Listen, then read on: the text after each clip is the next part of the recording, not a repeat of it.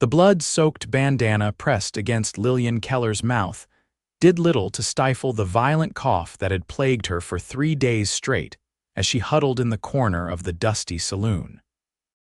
Eyes from all corners darted toward her, some filled with pity, others with suspicion. For in 1878 Wyoming territory, illness could spread through a mining town faster than wildfire across the summer plains.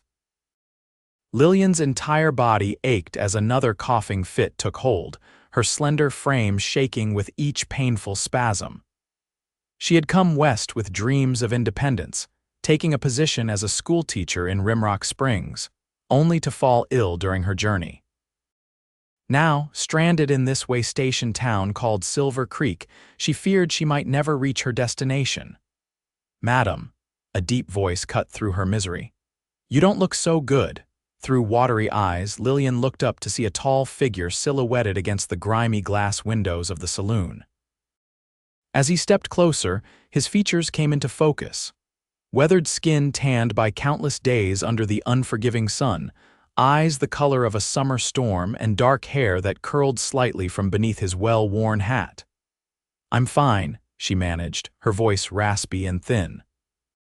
"Just waiting for the stage tomorrow." The man, clearly a cowboy from his worn leather chaps, spurs that jingled softly with each step, and the subtle scent of horses and open prairie that clung to him, pulled up a chair and sat beside her without invitation. "Name's Zachary Hayes," he said, signaling to the barkeep. "And you ain't fine, not by a long shot." "My health is hardly your concern, Mr. Hayes," Lillian replied, straightening her posture despite the pain it caused. The last of her money had gone to securing her room above the saloon for the night, and she had no desire to become an object of charity. Zachary ordered a whiskey for himself and a hot tea with honey for her. "Maybe not, but my ma raised me to help folks in need." He pushed the steaming mug toward her when it arrived. "Drink this, might ease that cough some." Lillian hesitated, years of proper Boston upbringing warring with her desperate need for relief. Finally, she accepted the mug with trembling hands. "Thank you," she murmured. "I'm Lillian Keller." "Where you headed, Miss Keller?" "Rimrock Springs. I'm to be the new schoolteacher." Zachary nodded thoughtfully. "That's a 4-day ride from here, weather permitting." Another coughing fit seized her, worse than before. When it finally subsided, she found Zachary's hand steady on her back, his expression grave. "You won't make it to Rimrock in this condition," he said quietly. "You need rest and care, not a bone-jarring stagecoach ride." "I have no choice," she whispered. "If I don't report by the end of the month, they'll give the position to someone else." The cowboy studied her for a long moment. "I know some about doctoring. Picked it up during the war and tending to injuries on the ranch." Lillian shook her head, growing lightheaded from the effort of talking. "I couldn't impose. No imposition. I'm heading back to my cabin tonight just outside town. Got medicines there that might help. You can rest up proper, and when you're better, I'll see you safely to Rimrock." "Why would you help a stranger?" she asked suspiciously, her Eastern caution still intact despite her desperate situation. "Out here, strangers are just friends you ain't met yet," Zachary replied with a small smile. "Besides, leaving a lady to suffer ain't the way I do things." As evening descended and the saloon grew rowdier, Lillian's condition worsened. Her breaths came in wheezing gasps, and her skin burned with fever. After a particularly violent coughing spell that left spots of blood on her handkerchief, she nearly collapsed. Zachary caught her before she hit the floor. Without hesitation, he swept her into his arms. "That settles it," he said firmly. "You're coming with me." Too weak to protest, Lillian felt herself being carried outside into the cool night air. Zachary lifted her onto his horse before mounting behind her, his strong arms holding her securely as she slumped against his chest. "I'll stay till you breathe easy," he whispered as they rode into the darkness, his words carried away by the night wind. "That's a promise." The journey to Zachary's cabin passed in a feverish blur for Lillian.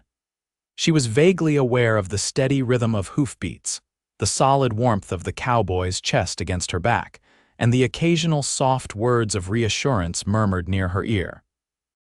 Dawn was breaking when they finally arrived at a small but sturdy log cabin nestled against a stand of pines.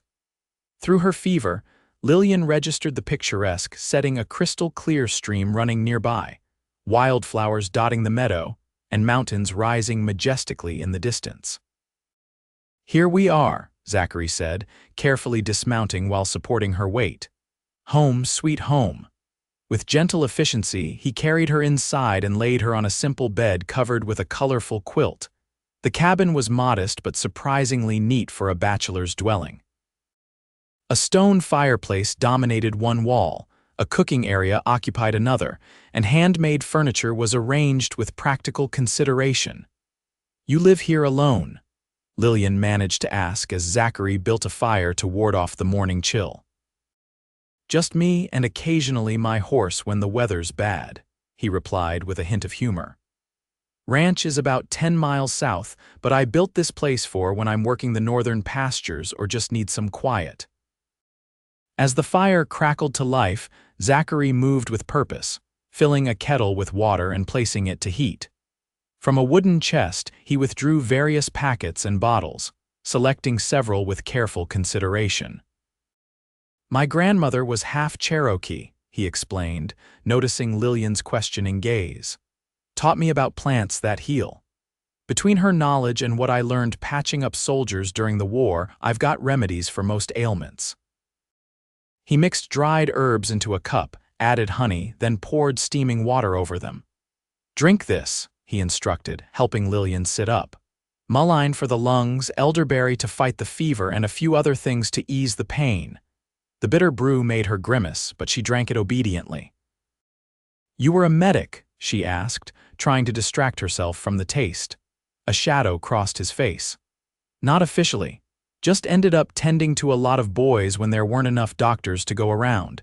He busied himself making a poultice of fragrant herbs, which he wrapped in a clean cloth. "This goes on your chest," he said, looking slightly uncomfortable. "It'll help break up whatever's settled in your lungs. I'll step outside while you place it." Despite her illness, a flush that had nothing to do with fever colored Lillian's cheeks. She nodded gratefully at his consideration for her modesty.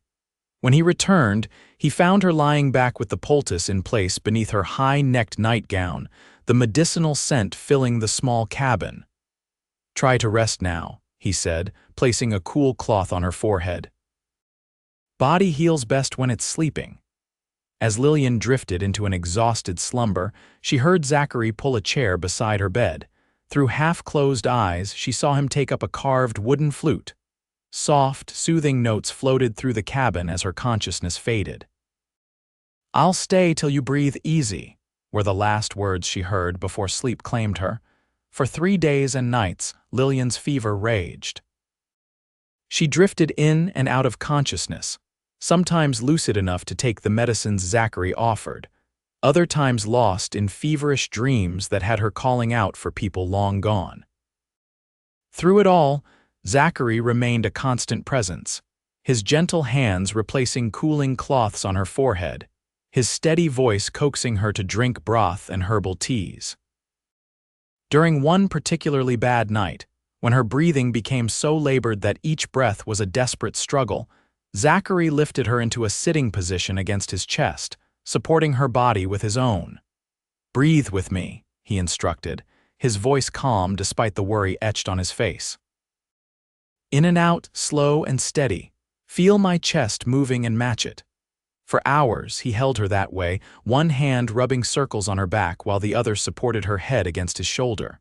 By morning, her breathing had eased somewhat, though the fever still burned. On the 4th day, Lillian awoke to sunlight streaming through the cabin's single window. For the first time since falling ill, her mind felt clear, the fog of fever having receded. She turned her head to find Zachary asleep in the chair beside her bed, his head tilted at an uncomfortable angle, dark circles beneath his eyes testifying to his vigilance. "Mr. Hayes," she called softly. He woke instantly, years of life on the frontier having taught him to sleep lightly. Miss Keller, he said, relief washing over his features as he noted her clearer eyes. You're back with us. Thanks to you, she replied, genuinely grateful. I don't know how to repay your kindness. No need for that, he dismissed, reaching for her wrist to check her pulse, a gesture that had become familiar over the past days. Your fever's broken, that's payment enough. As Lillian's strength gradually returned over the next few days, she learned more about the quiet cowboy who had saved her life. Zachary Hayes had fought for the Union during the Civil War, though he spoke little of those dark years.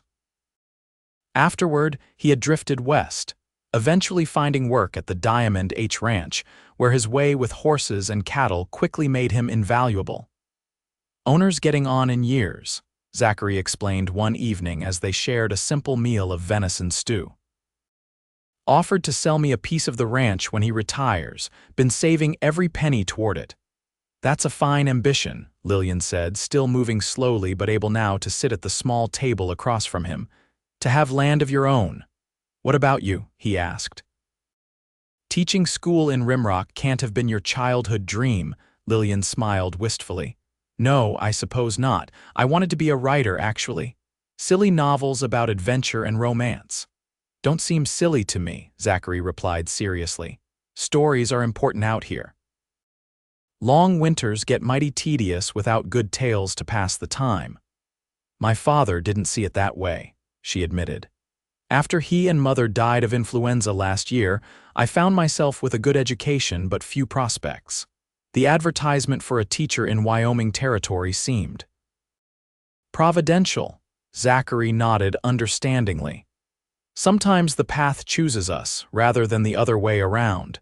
As days turned into a week, an easy companionship developed between them. Zachary taught Lillian about the plants and animals surrounding the cabin, while she read aloud from the few books he owned, her voice growing stronger with each passing day. When she discovered a battered copy of Shakespeare's sonnets among his possessions, surprise must have shown on her face, for he ducked his head in embarrassment. Found it in a soldier's pack after Gettysburg, he explained. Seemed wrong to leave it there, so I've carried it ever since. Don't understand all the fancy words, but they have a nice sound. Would you like me to explain them? Lillian offered, touched by this unexpected glimpse into his character. Their evenings soon developed a pleasant routine, Lillian reading a sonnet aloud, then discussing its meaning while Zachary whittled by the fire, his strong hands creating delicate figures from blocks of pine. Though her health improved steadily, Lillian couldn't help but notice Zachary seemed in no hurry to fulfill his promise of taking her to Rimrock Springs. For her part, she found herself reluctant to mention it, each day in the peaceful cabin feeling like a gift after her brush with death. It was nearly 2 weeks after her arrival when Zachary finally broached the subject while they were gathering herbs near the stream.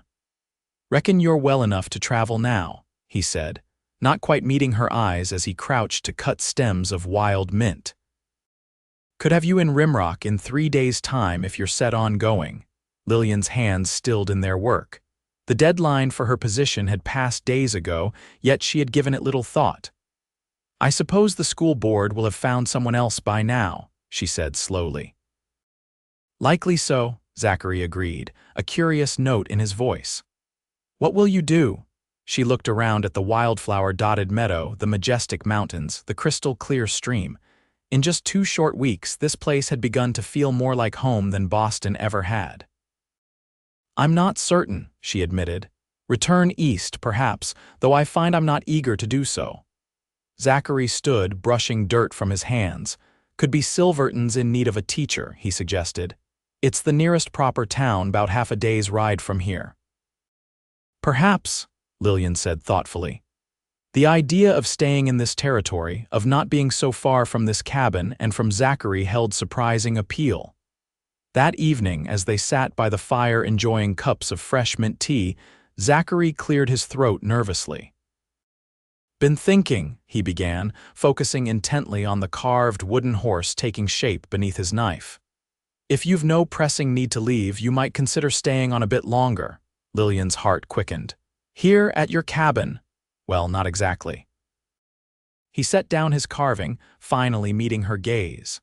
There's a widow woman in Silverton, Mrs. Fletcher, who's been looking for a companion to help with her young children. She's got a nice house in town, plenty of room. Thought maybe you could stay with her while you look for teaching work. Oh. Lillian couldn't quite hide her disappointment. That's very thoughtful of you. Zachary must have noticed her fallen expression, for he hastened to add, "It's not that I want you gone, Miss Keller. Quite the opposite, in fact.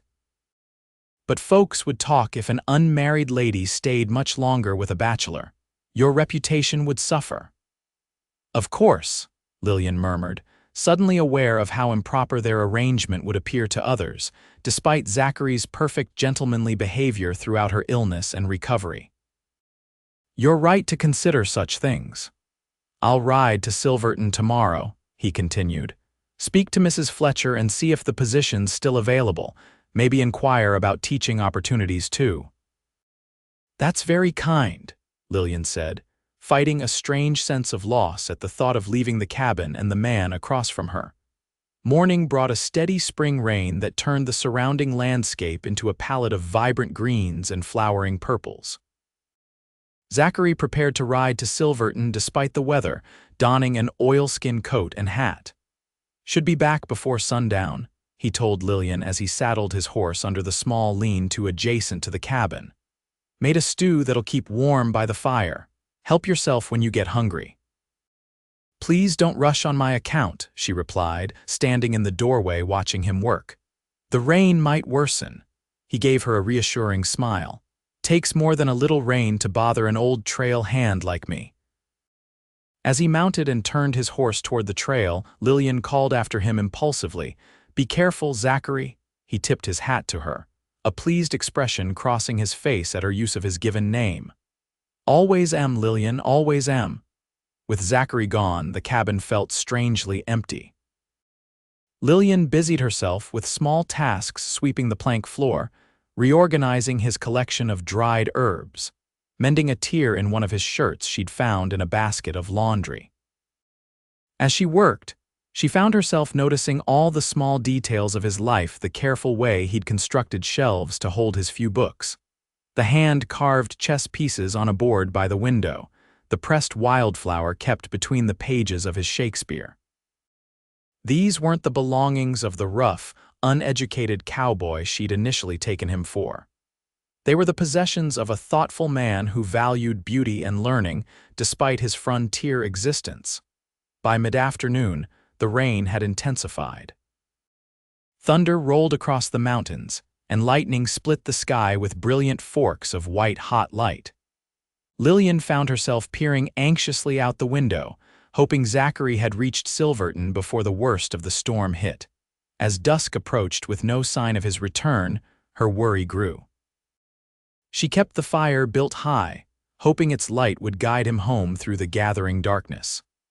When full night fell and the storm showed no signs of abating, she wrapped herself in a quilt and sat by the window, watching the trail leading to the cabin, jumping at each thunderclap.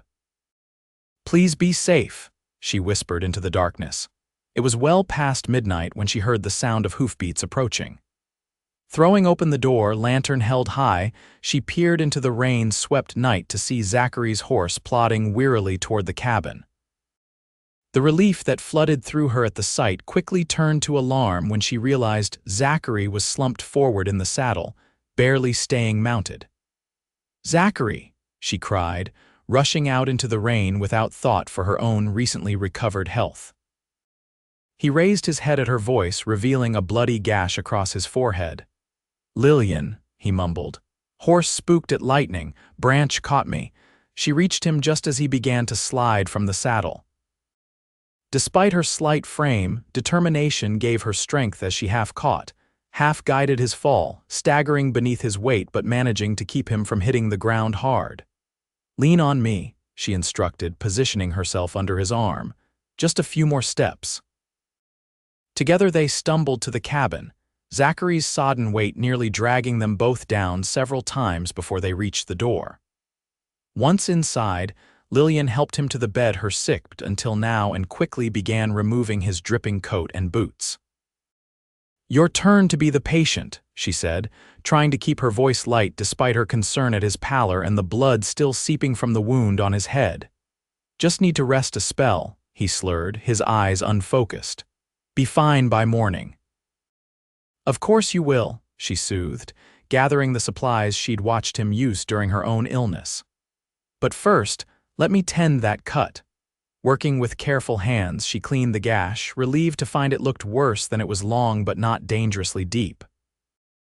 After applying a poultice of the same herbs Zachary had used for her fever, she bandaged his head with strips torn from one of her petticoats.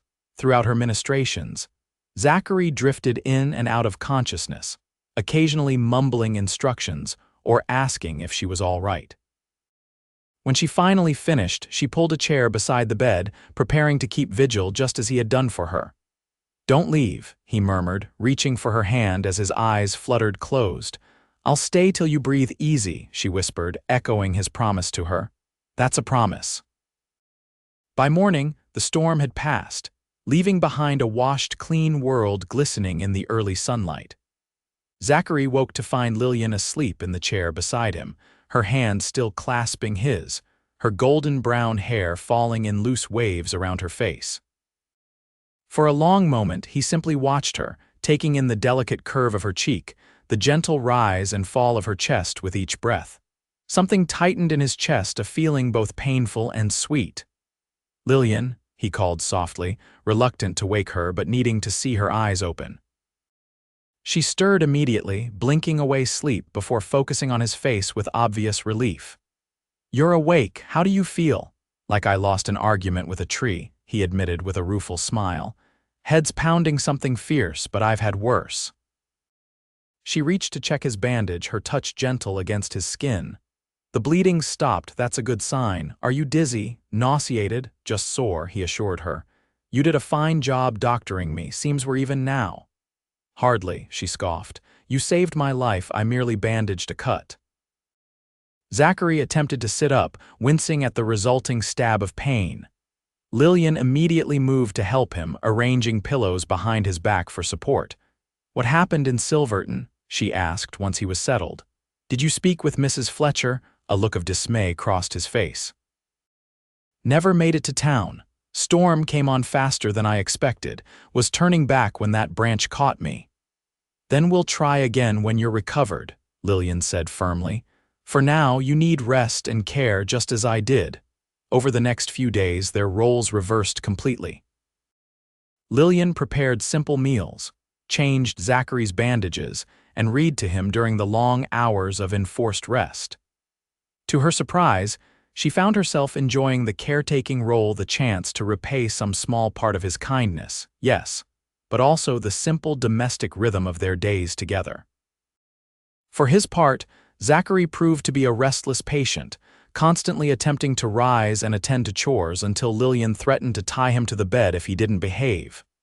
"You wouldn't dare," he challenged, amusement dancing in his eyes. "Try me, mister." "Hayes," she replied, hands on hips in mock severity. "I may look delicate, but I assure you I'm quite determined when necessary." He laughed, then a warm, rich sound she hadn't heard before, and raised his hands in surrender. "I believe you, though I reckon you'd have to catch me first." "In your current state, I could outrun you walking backward," she teased, delighted by this playful side of him. As Zachary healed, their conversations grew deeper, more personal. During a quiet evening by the fire, he finally spoke of his experiences during the war, the horrors he'd witnessed, the friends he'd lost, the nightmares that still occasionally plagued him. "That's why I came west," he confessed. "Needed open spaces, clean air. Room to breathe without memories pressing in from all sides." Lillian, in turn, shared stories of her childhood in Boston, her scholarly father who valued education above all else, her gentle mother who secretly encouraged her writing dreams, the devastating epidemic that had claimed them both within days of each other. "I have an aunt in Philadelphia who offered me a home," she explained. "But the thought of living on charity, being the poor relation, I couldn't bear it. When I saw the advertisement for a teacher in Wyoming territory, it seemed like Providence opening a door." And then you nearly died on your way there, Zachary observed wryly. Some providence. Lillian smiled thoughtfully. Perhaps Providence had a different destination in mind all along. Their gazes held for a long moment, something unspoken passing between them before Zachary looked away, suddenly fascinated by the fire. A week after his injury, Zachary was well enough to resume light chores around the cabin. Lillian found him one morning attempting to chop wood, his movements still stiff but determined. "You should have asked for help," she scolded, hurrying to take the axe from his hands. "It's not fitting for a lady to chop wood," he protested. "And it's not sensible for a man with a head injury to swing an axe," she countered. "At least let me help." To her surprise, he relinquished the tool with minimal argument. "Only because you asked so nicely," he said with a hint of a smile. Working together, they fell into an easy rhythm, Zachary positioning the logs, Lillian swinging the axe with more enthusiasm than skill, until they had a respectable pile of firewood. As they finished, Zachary noticed her hands were red and beginning to blister. Without a word, he took her hands in his, examining them with a frown. "Should have given you gloves," he murmured. "Come inside, I've got a salve that'll help." In the cabin, he carefully applied the cooling ointment to her palms, his touch so gentle it made her breath catch. When he finished, he didn't immediately release her hands, and Lillian found herself not wanting him to. "Zachary," she began hesitantly, "I've been thinking about what happens next." His expression grew guarded. "About going to Silverton?" "Yes and no." She took a deep breath. "The truth is, I've come to care for this place, for this life." She paused, gathering her courage. "For you," his eyes widened, hope and caution warring in their depths. "Lillian, please let me finish," she interrupted. "I know it's forward of me to speak this way. A lady should wait to be courted properly, but our circumstances have been unusual from the start, and I find I cannot pretend indifference when." "When?" he prompted softly when she faltered. "When every day I spend with you makes me less eager to leave," she confessed, her cheeks flushing. For a moment, Zachary was perfectly still, his expression unreadable. Then, slowly, he raised one hand to cup her cheek. "I promised myself I wouldn't speak," he said, his voice rough with emotion. "Told myself a refined Eastern lady like you would never consider a rough cowboy with nothing to offer but a small cabin and big dreams. You offered me life when I was dying," Lillian whispered. "Kindness when I was a stranger. What more could any woman want?" The kiss, when it came, was gentle, a question more than a demand. Lillian answered by leaning into him, her hands finding their way to his shoulders as his arms encircled her waist. When they finally parted, Zachary rested his forehead against hers. "I think I've been falling in love with you since that first night in the saloon," he admitted. "Even sick as you were, something in your eyes called to me, and I with you," she replied softly, though I was slower to recognize it. Outside, a spring breeze carried the scent of wildflowers through the open window, nature's blessing on the promise being made between them. The next morning dawned clear and bright, a perfect day for the journey to Silverton they had agreed upon over breakfast. Though both had confessed their feelings, Zachary insisted they do things properly, which meant Lillian would indeed stay with Mrs. Fletcher while he courted her according to the customs of respectable society. "I won't have anyone questioning your honor," he stated firmly as they prepared to depart. "Or suggesting you had no choice but to accept me after being compromised." "Very well," Lillian agreed, secretly touched by his concern for her reputation. "Though I warn you, Mr. Hayes, I expect frequent visits and perhaps the occasional picnic by that lovely stream of yours." "I believe that can be arranged, Miss Keller," he replied with a grin, helping her onto his horse before mounting behind her. The ride to Silverton was pleasant, the spring landscape in full bloom around them. Zachary pointed out landmarks along the way, a distinctive rock formation called Eagle's Perch, a hidden waterfall tucked into a fold of the mountains, the distant smudge of smoke that marked the Diamond H Ranch where he worked. As they crested a hill, The town of Silverton came into view larger than Lillian had expected, with several streets of wooden buildings, a proper church with a white steeple, and even a red brick schoolhouse standing proudly on the edge of town. "It's charming," she exclaimed, taking in the busy main street with its shops and businesses. "Not Boston," Zachary cautioned, "but growing every year. They've even got a small lending library above the general store." His mention of the library reminded Lillian of her long, neglected writing ambitions. "Perhaps I could find time for my stories here," she mused. "Between teaching duties, of course." "Between teaching and being courted by a persistent cowboy," Zachary corrected, his arms tightening briefly around her waist. They received curious looks as they rode down the main street, Zachary nodding greetings to people he knew, while Lillian tried not to feel self-conscious about arriving in town on the same horse as an unmarried man, Mrs. Fletcher's home proved to be a tidy white clapboard house with green shutters and a well-tended garden. The widow herself, a plump, cheerful woman in her 40s, welcomed them warmly. After Zachary explained their situation, a carefully edited version that mentioned Lillian's illness and his care, but omitted the 2 weeks of unchaperoned living arrangements that followed. "Any friend of Zach's is welcome here," Mrs. Fletcher declared, ushering Lillian inside while sending her twin 10-year-old boys to help Zachary with Lillian's small trunk. "And we're desperate for a qualified teacher.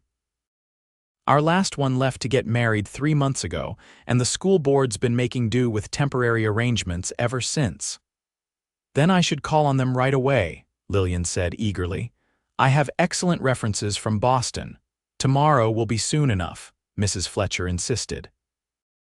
"Today you'll rest and get settled. Zach, you'll stay for dinner, of course." The look that passed between Lillian and Zachary did not go unnoticed by their hostess, whose eyes twinkled knowingly.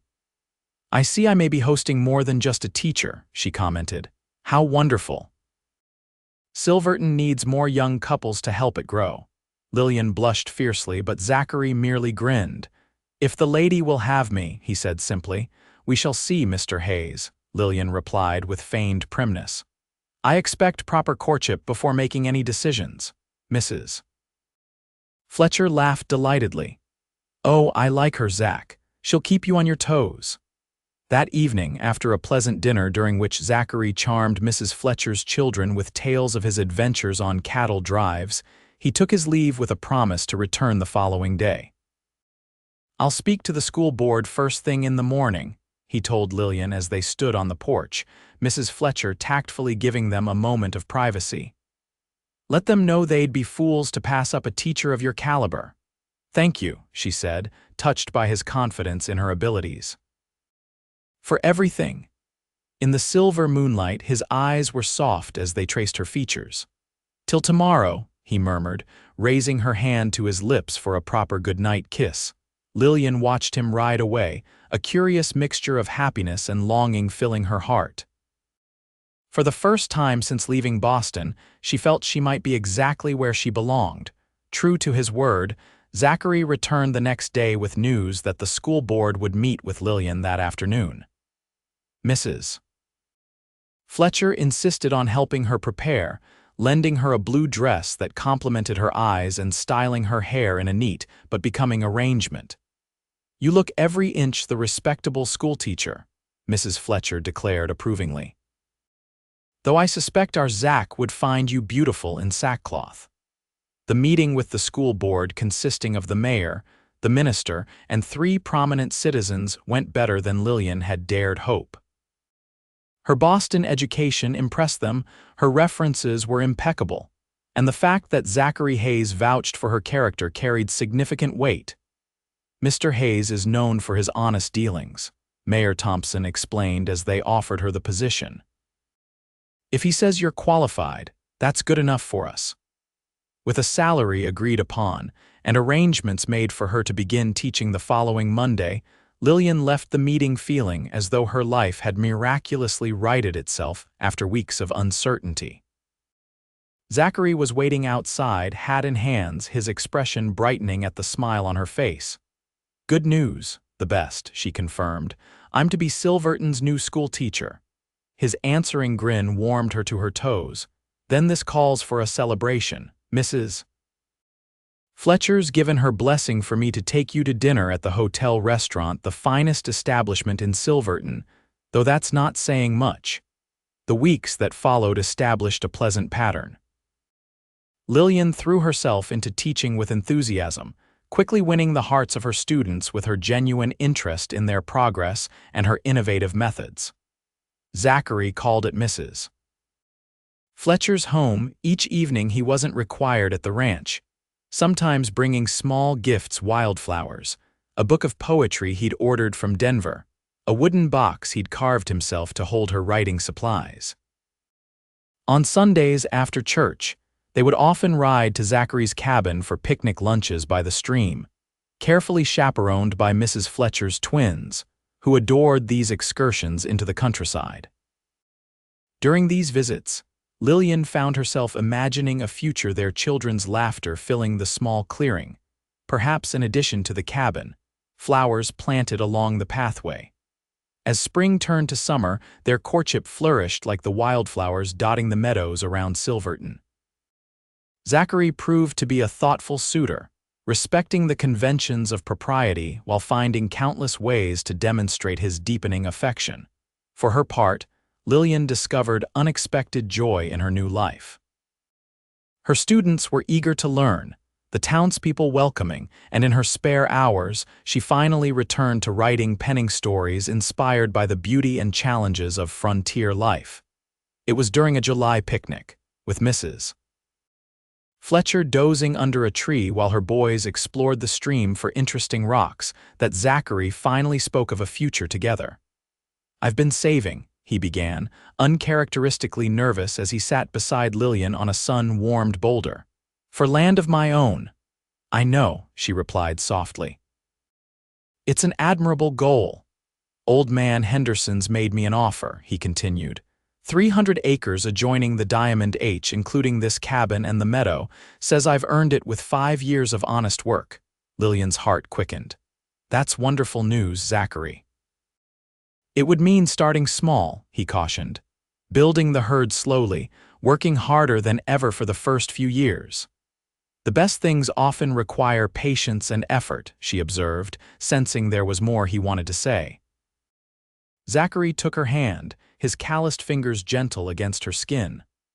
"I'm not offering the life you were born to, Lillian. No fancy parties or theater outings. Just honest work, simple comforts, and God's own beauty all around." "Zachary Hayes," she said, turning to face him fully. "Are you proposing to me?" A flush crept up his neck, but his gaze remained steady. "I'm asking if you could be happy as a rancher's wife. If this land, this life, if I could be enough for a Boston-educated lady with dreams of being a writer. And if I say yes." She pressed, her heart pounding so loudly she was certain he must hear it. From his pocket, he withdrew a small object wrapped in a handkerchief. Carefully unfolding it, he revealed a ring, a simple gold band set with a single pearl.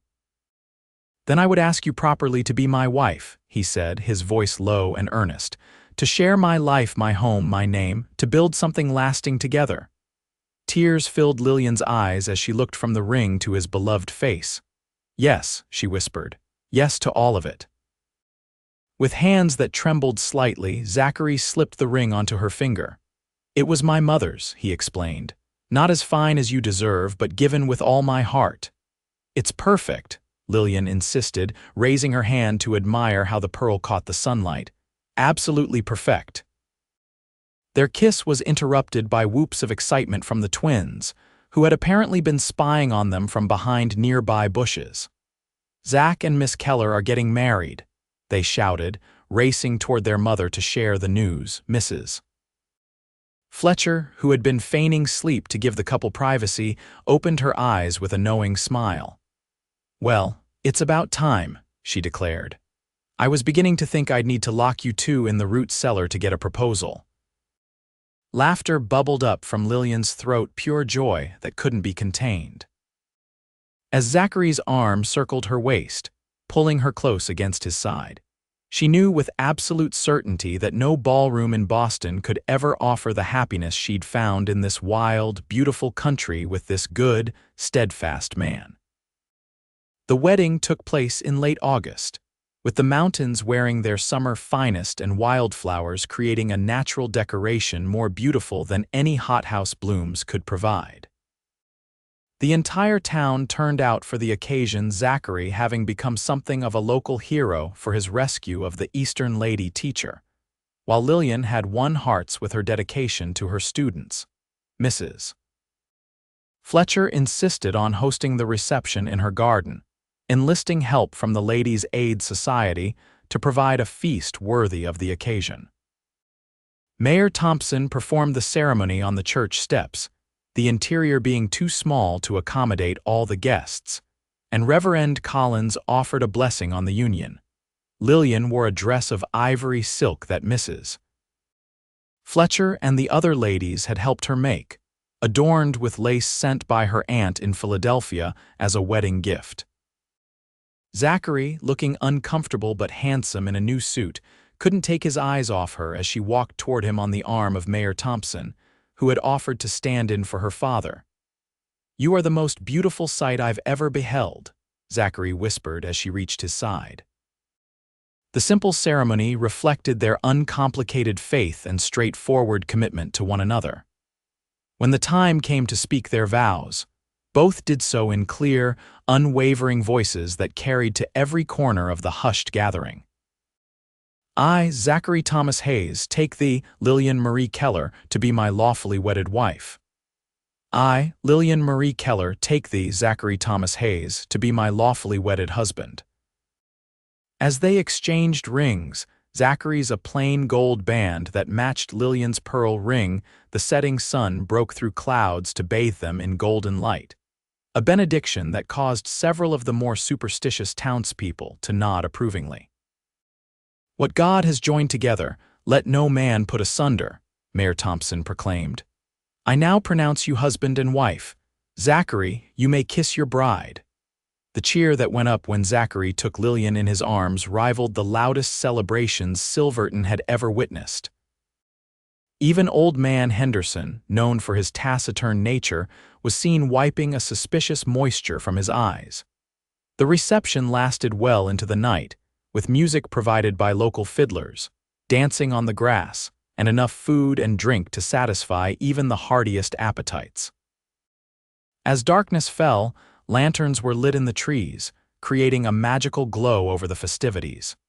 Near midnight, the couple slipped away amid good-natured teasing and wishes for happiness. Zachary helped Lillian onto his horse, then mounted behind her, just as he had that first night when he'd carried her, desperately ill, to his cabin. "Ready to go home, Mrs. Hayes?" he asked, his arms encircling her with loving protectiveness. "More than ready, Mr. Hayes," she replied, leaning back against his chest with a contented sigh. The ride to their cabin, now freshly whitewashed and expanded with a new bedroom Zachary had built during their engagement, was peaceful, the summer night alive with the sounds of crickets and the occasional hoot of an owl. Above them, stars spangled the velvet sky, brighter than Lillian had ever seen them in Boston. As they approached the cabin, Lillian gasped in delight. Someone, probably Mrs. Fletcher and her boys, had decorated the door with wildflowers and hung a sign that read, "Welcome home, Mr. and Mrs. Hayes." "It's lovely," she exclaimed as Zachary helped her down from the horse. "Not as lovely as you," he replied, sweeping her into his arms without warning. "And I believe there's a tradition about carrying brides across thresholds." Lillian laughed as he carried her to the door, which he managed to open without putting her down, a feat that impressed her given his careful handling. Inside, more surprises awaited: fresh flowers in pottery vases, new curtains at the windows, and a beautiful quilt on the bed that she recognized as the handiwork of several Silverton ladies. "Everyone has been so kind," she murmured, touched by the town's acceptance and support.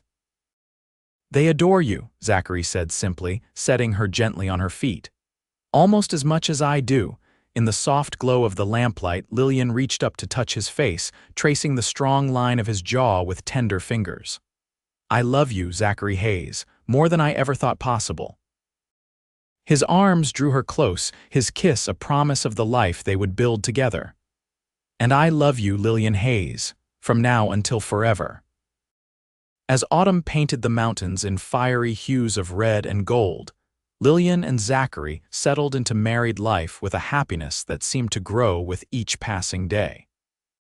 The small ranch flourished under Zachary's careful management, while Lillian divided her time between teaching and creating a warm, welcoming home. On weekends, they worked side by side mending fences, tending the vegetable garden, building a small barn for the milk cow Zachary had surprised her with as a wedding gift. In the evenings, they would sit by the fire, Lillian reading aloud from one of her stories while Zachary listened with genuine interest, offering encouragement and occasional suggestions. "You should send this one to that magazine in Denver," he urged after a particularly moving tale about a young immigrant girl finding her place on the frontier. "People back east would benefit from understanding what life is truly like out here." Encouraged by his faith in her abilities, Lillian finally gathered her courage and mailed her first story to Western Monthly. When the editor's response arrived 6 weeks later, not only accepting her submission, but requesting more of her work, the celebration in the Hayes cabin lasted well into the night. "I knew you could do it," Zachary declared proudly, spinning her around the small sitting room in an impromptu dance of joy. "First of many publications, I'll wager." As winter descended with its blanket of pristine snow, the cozy cabin became even more of a haven. With school closed during the worst of the weather, Lillian found time to write several new stories, each drawing on her experiences and observations of frontier life.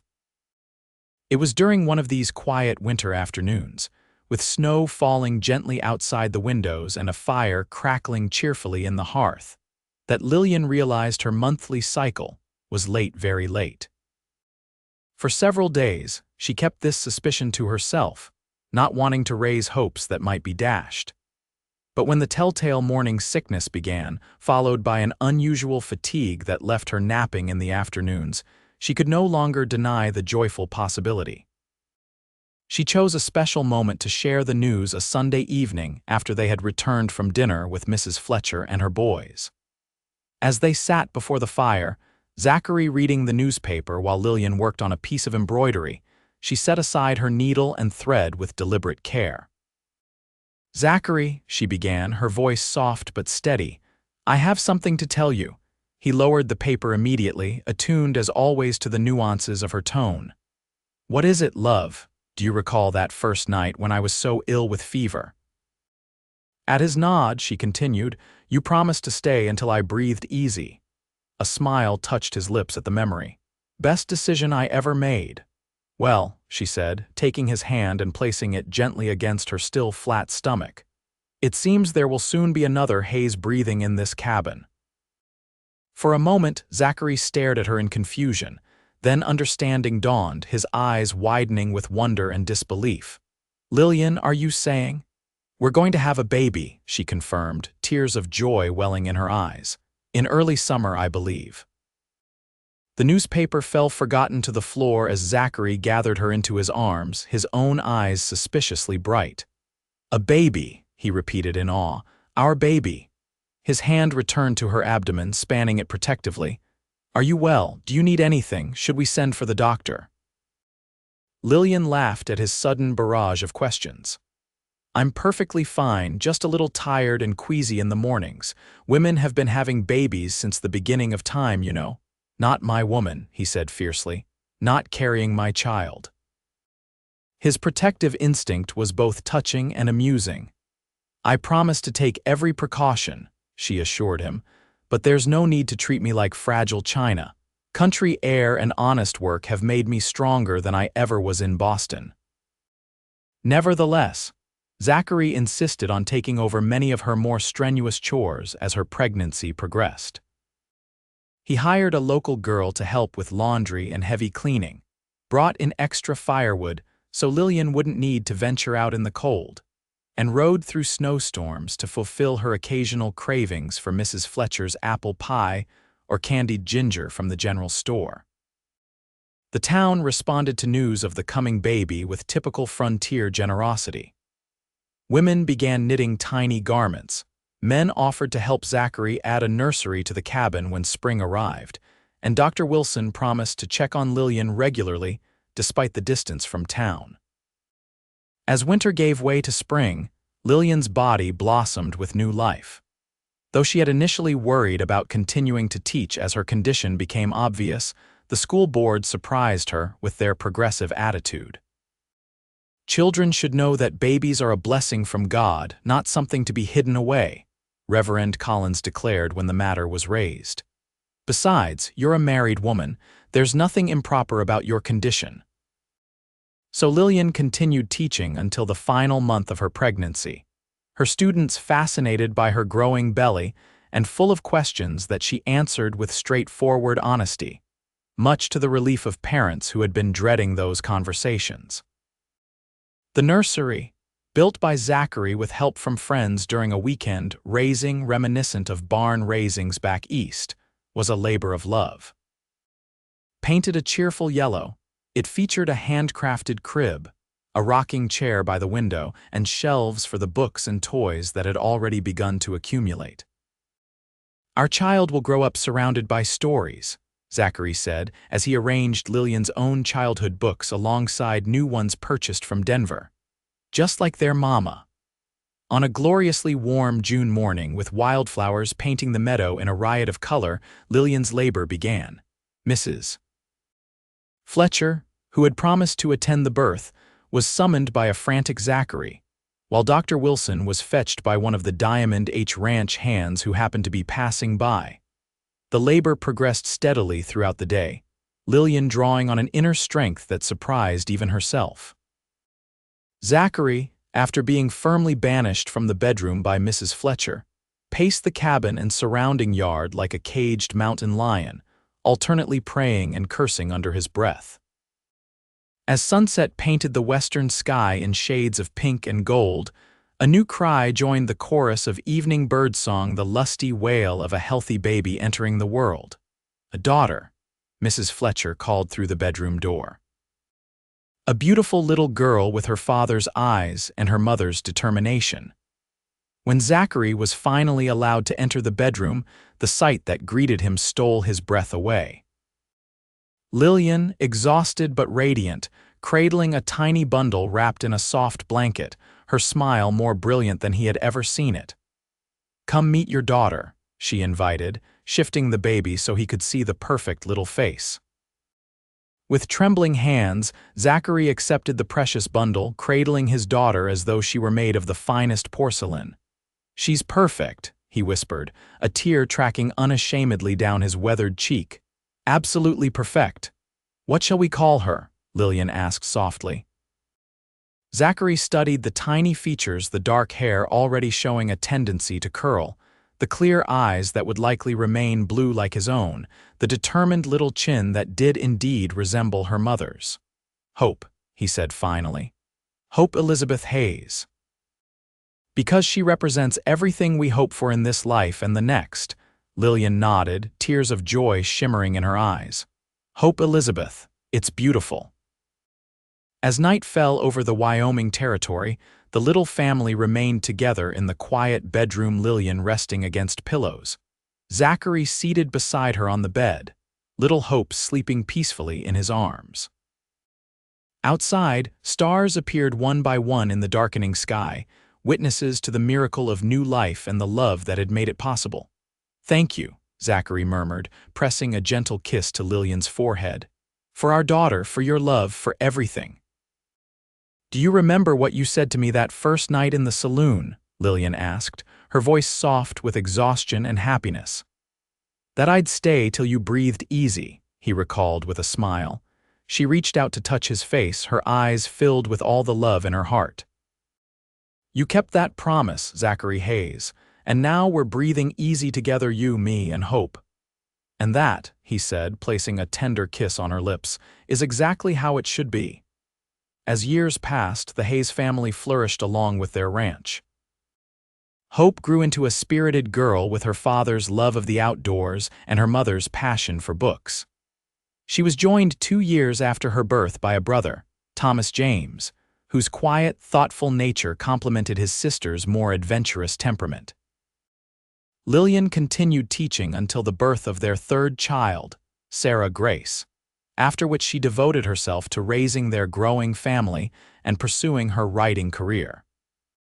Her stories of frontier life, published regularly in magazines across the country, eventually led to a collection in book form that found its way into homes throughout America.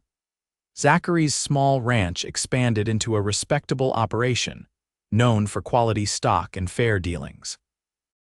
Though never wealthy by Eastern standards, the Hayes family wanted for nothing important. Their home was filled with love, laughter, and the simple abundance that comes from living in harmony with the land. On the 10th anniversary of their wedding, Zachary surprised Lillian with a special gift, a new writing desk placed in the front room of their now expanded cabin, positioned to capture the morning light and provide a view of the mountains she had come to love. "For your next book," he explained as she ran her fingers over the smooth, polished surface. "The one about us." Lillian looked up in surprise. "About us, our story," he nodded, taking her hands in his. "Started the day a woman coughed through the night and a cowboy sat beside her and said, 'I'll stay till you breathe easy,'" she finished, smiling at the memory. "Seems to me that's a story worth telling," Zachary said. "How two strangers found each other in the vastness of this territory. How love can heal more than just the body." That night, after the children were asleep, Lillian sat at her new desk and began to write. The words flowed easily, painting a picture of a life that had begun in desperation but blossomed into something beautiful beyond imagining. Outside her window, the Wyoming night spread its star-spangled canopy over the land they called home. In the distance, coyotes called to one another, their voices echoing across the valleys. Closer at hand, she could hear Zachary moving about the barn, completing his nightly check of the animals before joining her in their warm bed. Lillian paused in her writing, pen hovering above the page as a profound sense of gratitude washed over her. From the brink of death to the fullness of life, her journey had been remarkable by any measure. A familiar step on the porch announced Zachary's return. Moments later, his arms encircled her from behind, his chin resting lightly on her head as he peered at the words she had written. The blood-soaked bandana pressed against her mouth did little to stifle the violent cough, he read aloud. "That's a mighty dramatic opening, Mrs. Hayes." "It was a dramatic moment," she replied, leaning back against his solid strength. "The moment my life changed forever." Zachary turned her chair so she faced him, then knelt before her, taking her hands in his just as he had done so many times over the years. Though silver now threaded his dark hair at the temples, and lines of laughter framed his eyes, to Lillian he was as handsome as the day they'd met. "I thank God every day for that cough," he said with soft intensity. "For bringing you to that saloon at the exact moment I walked in." "As do I," Lillian whispered, leaning forward to press her forehead against his. "For every moment since." Later, as they lay together in the quiet darkness of their bedroom, Lillian listened to the steady rhythm of Zachary's breathing beside her. Outside, a gentle rain began to fall, pattering against the roof in a soothing cadence that had become one of her favorite sounds. She thought of the story she had begun to write, their story. Of illness and healing, of finding love in unexpected places, of building a life rich with meaning in this wild, beautiful country. Of breathing easy together. It was, she reflected as sleep began to claim her, the greatest story she would ever tell. And like all the best stories, it wasn't finished yet. Tomorrow would bring new chapters, new adventures, new challenges to face together. And that was exactly as it should be.